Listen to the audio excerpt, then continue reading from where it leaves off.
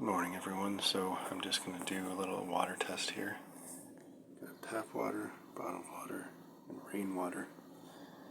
3 test strips, brand new. Got the color chart here. So I'm going to try and do this real quick here. Do this.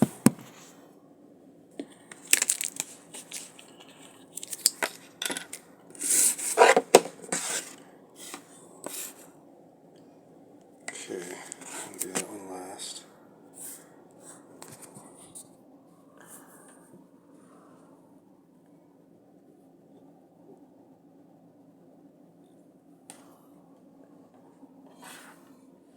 And the rainwater, see that one? Probably changing colors. I think you're supposed to leave it in for a couple seconds. I'll give it a little dip. And this bottled water here I don't have. Just gonna pour some water on it. There we go.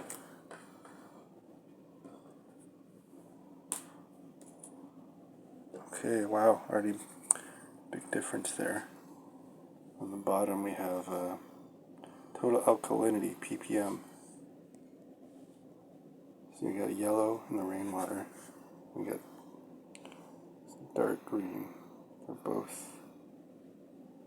That's basically maxed out at this top level here for the hardness. Okay, so the third one down is hydrogen sulfide. Oh no, that's the second one down is hardness. So we got maxed out again. Hardness purple for the bottled water, and this sort of grayish blue, just sort of on the bottom level. I don't even know.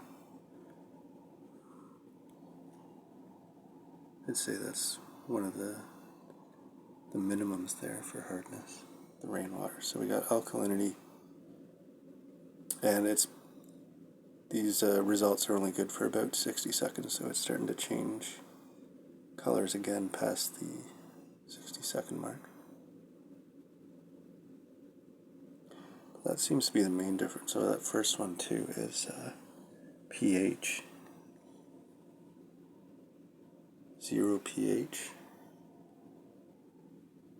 on the rainwater, and the mid pH on the tap water and bottled water.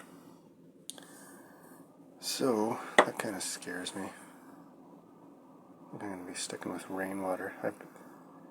All winter I was collecting buckets full of snow, letting them melt, and then boiling them when I needed water. So this, I guess that was a good idea, and I'm going to continue to do that. Get yourself a rainwater collection system, because city water sucks.